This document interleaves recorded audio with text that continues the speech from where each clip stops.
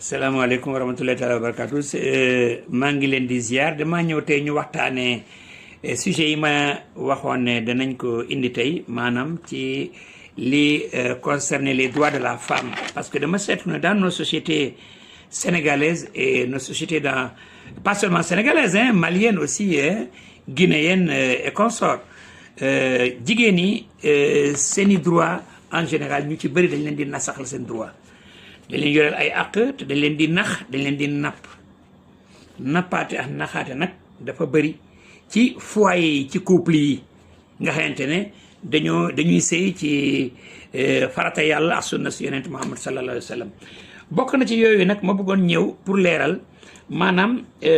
xamal ne ndax itam il fallait que ñu leeral parce que y a beaucoup de mouvements féministes ñoo xamante ne et beaucoup de personnes dañu am ay idées reçues dañuy yaakaar ne l'islam daal dafay nasaxal mooy jox jigéen place bu ñaaw bi nga xamante ne moom la ñuy gis dans certaines de nos sociétés ou dans certaines de nos pratiques de l'islam par exemple ci yooyu dañuy wane ne y a une relation de dominant à dominé maanaam dañuy ne gis ne toujours góor bi moom mooy dominer jigéen bi waaw de sorte que autorité la boo xamante ne c'est une autorité trop patriarcale waaw te dañ koy jox sa place maa ngi jégalu ci kàddu yi mais dañ koy jox place boo xam ne amul pour ne pas dire place yu yàlla parce que léeg-léeg nga dégg ñu ne waaw jigéen da nga war a ñëw da nga war a jaamu sa jëkkër déedéet jëkkër kenn du ko jaamu mënoo ne da nga ne laa ilaha illallahu maanaam amul kenn wala lenn loo xamante dafa yelloo ñu koy jaamu lu dul yàlla ba noppi nga daal di ne da ngay jaamu sa jëkkër c'est pas possible am na ay mbokk nag yu koy wax seen i doom wala seen i sët wala seen i doom ne la da ngay dem jaamu sa jëkkër ndax nga barke wala say doom barke loolu wérul kenn du jaamu nit loolu wax la boo xam ne shirk azim la shirk la boo xamante ne yal nañ ko yàlla yal nañ ko tuub te wax la bu leen mën ne nag waxin la c'est vrai que waxin la mais waxin la bu dee waxin la waxin bu ñaaw la parce que dafa féewaloo complètement ak premier pilier islam mooy bi nga xam ne laa ilaha illallah da koo weddi laa ilaha illallah bàyyi leen di ne nit ki da ngay jaamu sa jëkkër kenn du ko jaamu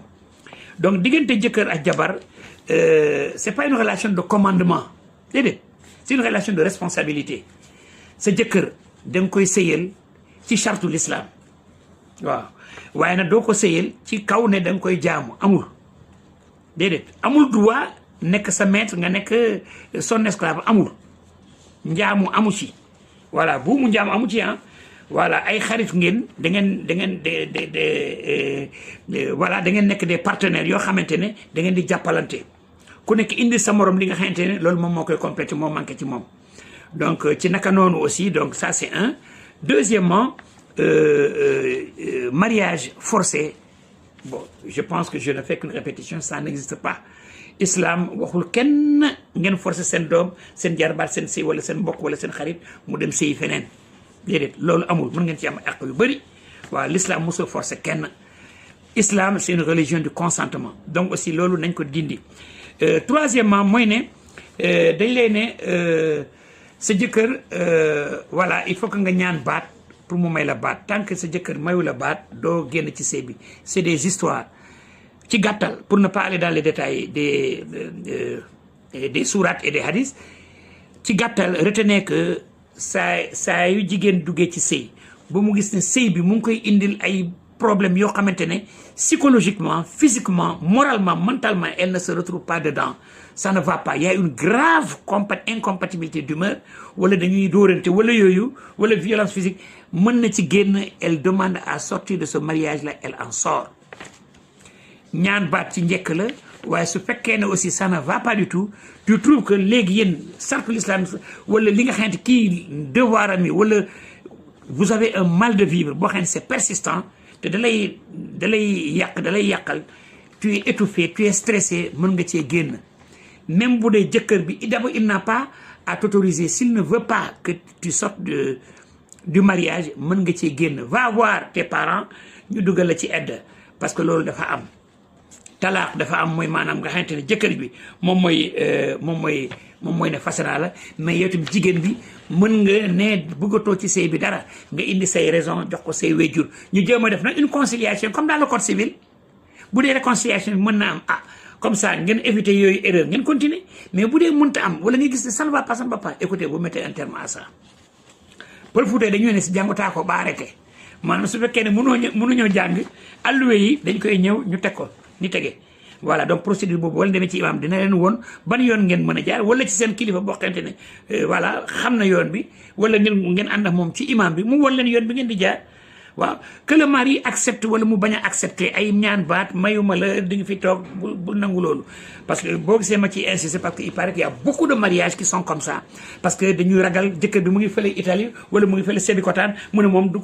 nangul may sama jarbaat bi baat mu ngi foofu toog ñu ngi xaar mu may ko baat loolu yéen a ngi dugg ci erreur bu mag dem leen gis imam bi ngeen dindi sëy bi waaw mu dugal leen ci procédure voilà jigéen boo demee ba maar nga xam ne tu ne veux plus tu ne te sens plus à l'aise dans le mariage pour des raisons très précises yoo xamante c'est pertinent da ngay génn ci mariage bi yoon boobu dafa am nii nga xamante ni jëkkër bi aussi quand il sent que le mariage ça ne va plus ça ne l'arrange plus ça ne vous arrange plus mu am ay argument yu pertinent du point de vue islamique il peut divorcer. Voilà donc loolu moo nekkoon ñetteel tomb bi ñeenteel bi aussi ñu ne waaw sa aljana ci sa peggu sa tànku jëkkër la nekk loolu wérul Dieu n'a pas dit ça. bëri na nag ñu yaakaar noonu ne oui parce que booy sëy da ngay jaamu ji kenn du jaamu kenn comme je l'ai dit au premier point donc sa aljana nekkul si sa loxoy jëkkër déedéet c'est pas la dépendrul sa aljana dépendrul ci ni ngay sëyee ak sa jëkkër loolu wérul yàlla bindu ko fenn waaw te ba léegi gisaguma fu ko yonent yàlla sallallahu alayhi wa sallam waxee jusqu'à plus ample informé nag mais loolu wérul sa benn ajjana nekkul ci sa loxoy jëkkër sa ajjana mu ngi nekk ci sa diggante ak yàlla ni ngay jaamoo yàlla ni ngay jaamoo yàlla nag sa jëkkër bokkaale na ci c'est que c'est devoir envers ton mari loolu ci jaamu yàlla la bokk maanaam ngay accomplir les devoirs selon l'islam diine bi li mu santaane yaa ngi jaamu yàlla mais jaamuloo sa jëkkër accomplir tes devoirs tu as des devoirs tout comme sa jëkkër aussi dafa am yéen jëkkër yi da ngeen am devoir ci seeni soxna. Voilà y a pas une relation boo xamante ne affaire jaamu yàlla non non jaamu yàlla bi c'est individuel te bésu penc kenn du layal kenn waaw al yawma laa tamliku nafsun li nafsin shay'an donc bu bés baa ku nekk yow la nga liggéey rek ngay gis waaw du ñu ne waaw parce que sa jëkkër non non non non non non non non non non donc demuloo foofu parce que donc sa ajjana ci sa jëkkër déedéet jaamul yàlla loolu moo gën a wóor. léegi nag ni ngay jaamoo yàlla di ko jéggalu ah ñun ñëpp dañuy def ay safaan yërmande yàlla wàcc sa kaw ngay góorgóorlu ngay gérer sa jëkkër ak sa foyer moom tam mu lay gérer wee noonu ngeen bokk yaakaar ci yàlla waaw donc loolu ñeenteel point bi la juróomeel point bi mooy ne da ngay dégg ne waaw diw de moom Maram Ndiaye mii moom de ay doomam boo gisee doomam mel nii xool Isaaka Diène ah xool Aboubacry Diène ñoom tekki wuñu de ñu ngi torox wala nekkuñu wala ay voilà seen situation baaxul parce que seen ndey waaw seen ndey Maaliyetu moom moo liggéeyuloon li tax doomam yi barkeel moo tax ñu ne liggéeyu ndey añu doom ça n'a rien à voir ci contexte boobu déedéet ne say doom dañuy alku yàlla da leen di alak ndax yow seen yaay ni mu meloon yàlla demeewul noonu loolu c'est accuser Dieu d'injustice yàlla bokkul ci injustice yi léppuy injustice yàlla da ko wàllu leer nañ waaw donc yàlla inna la laa yuhibbul voilà donc yàlla bëggul kuy tooñ sa jëkkër mënulaa tooñ ngeen am problème wala ngeen am problème seen diggante ngeen tooñante wala ngeen xeex ngeen xuloo ngeen ŋaayoo waaw sa jëkkër ne la waaw say doom bi duñ barke loolu c'est des histoires loolu yàlla moom moo yor ni mu leen yoree noonu la yoree seen i doom aussi da ngeen di tàggat seen doom ci l'islam rek ngeen dugal leen ci ngeen teg leen ci yoon yu baax pour le succès pour la réussite waaw ku nekk da nga am sa destin nag donc c'est pas parce que yow da nga amoon problème ak papam moo tax yow di nga torox say doom dañuy torox déedéet loolu ça c'est des idées yoo xamante ne ça n'a rien à voir avec l'islam yow tu respectes tes chartes du mariage moom il respecte les chartes du mariage c'est comme ça donc en fin de compte aussi le divorce chacun de nous est libre de divorcer quand il ne s'y sent pas comme je disais en deuxième point donc point yooyu laa amoon tey li ma ñëw pour waxtaan ak yéen mënoon naa ci gën a sori mënoon naa ci indi ay références mais ci gàttal lépp li ma wax ni dama ko sukkandikoo nag ci lu leer ci l'islam mais dama xam ne aussi pour di farim fànc di dugg grosso modo voilà un peu ce que je tenais à apporter pour dajji yenn concept yi ñuy am yoo xam ne day tax ba ñuy yab l'islam ne l'islam li diine la boo xam ne day nasaxal droit wu jigéen non ma fàttali leen ne les droits de l'homme et les droits de la femme sont venus plus de 1200 ans 1000 junni at tax lu topp après alquran bi nga xam ne dafa samp droit yi ma leen wax nii te jigéen moom ko waaw donc tubaab yi bu ñu indee li wala nasaraan yi boog bu ñu indee ay droits de l'homme dans le 19e siècle wala droit de la femme dans le 20e siècle yu yàggul dara l'islam alquran indi woon na loolu réglé na problème boobu bu yàgg. aucune femme n'est lésée en l'islam islam nekkul fii di nasaxal benn jigéen li ci des nag ay aadal li ma lim lii lu ci bëri ay aada la rek yoo xam ne dañuy ñëw ñambaas ko nag di ko def ci tuuru l'islam loolu nag muy danger bu mag ñu commencé bàyyi di wax ne da ngay jaamu diw kenn du ko jaamu yàlla la ñuy jaamu waaw kon maa ngi jéggalu nag aussi asalaamaaleykum wa rahmatullahi taala wa barakaatu jërë ngeen jëf